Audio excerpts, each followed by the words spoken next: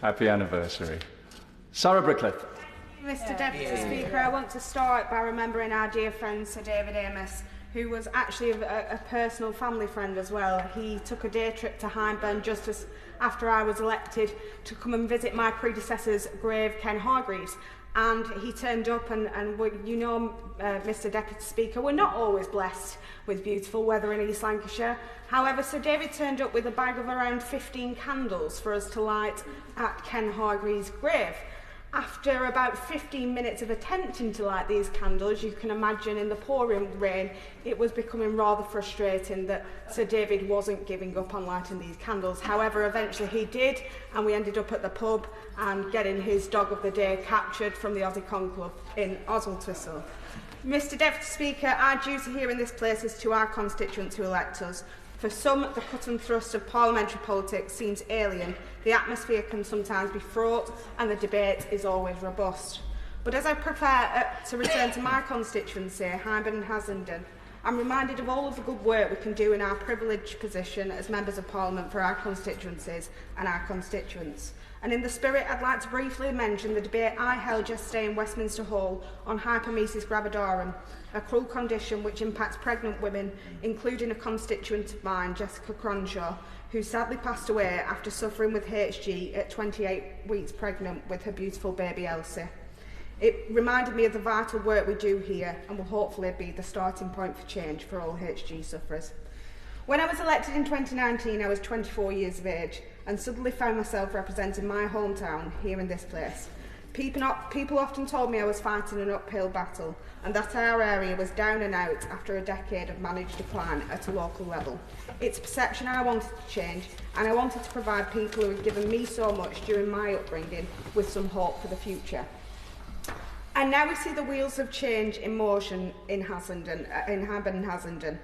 And while there will always be those merchants of doom who trade in complaining but providing no solutions, progress has indeed been made.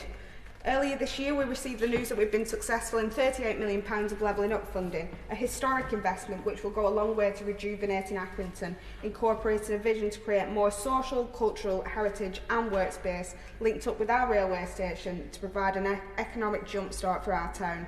We've also seen investments such as the Clayton Community Hub, shared prosperity funding to fund Haslingden Market and create a vibrant space there. In Rishton and in Haslingden, with 2 secondary schools being rebuilt through the Schools Rebuilding Programme, and our further education college is now an Institute of Technology, rolling out T-levels for young people.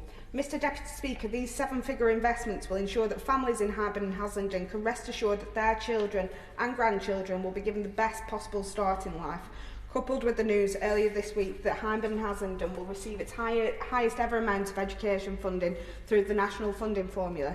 It's fair to say that our children and young people will be equipped with the skills they need for the future. And to capitalise on greater investment in our economy and in our education, we need jobs. And I've been working with great local companies and our business groups on increasing apprenticeships in Hyndburn and Haslingden, so we have more high-skilled and well-paid jobs in our home.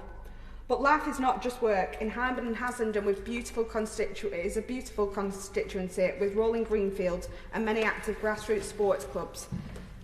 I've been working to improve our parks and green spaces so everyone can enjoy them, and yet again this is something that we've received government support with. The news that fly tipping is coming down and our council now has increased powers to fine fly tippers up to £1,000 mean we can do more to deter those who would harm our environment. And whether it's cricket, football, rugby, boxing or tennis, I've been working to support my local grassroots clubs so that they can improve their facilities and widen participation, because sports is so important, not just for mental and physical health, but in providing people, young or old, with a social opportunity too. Mr Deputy Speaker, I return to my point at the start. In this place we can push for positive change, and that's what I try and do every day here for my home, because after all I've lived there all my life and I want to see the place thrive. There's always more to do and more I want to do to ensure that we can continue to make stride forward across all towns and villages in Hyndburn and Haslingden.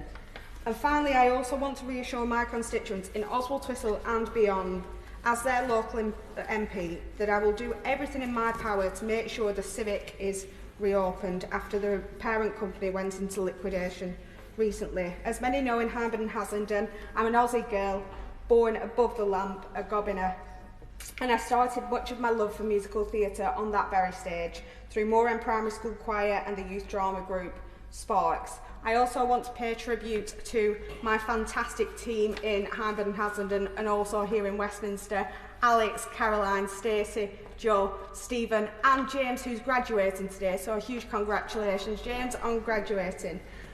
Sadly for the front bench, I will return in September more determined than ever to bring more investment and deliver more reforms for my Hyndburn and Haslingden constituency. I'm sure ministers are happy that they'll have a break from my East Lancs accent, pushing for change, but I urge them to keep pushing forward with the levelling up agenda that this government promised to deliver, so constituencies like mine that were long forgotten can build upon the progress that we've made. And I want to thank everybody in this house, and I hope everybody has a lovely summer recess.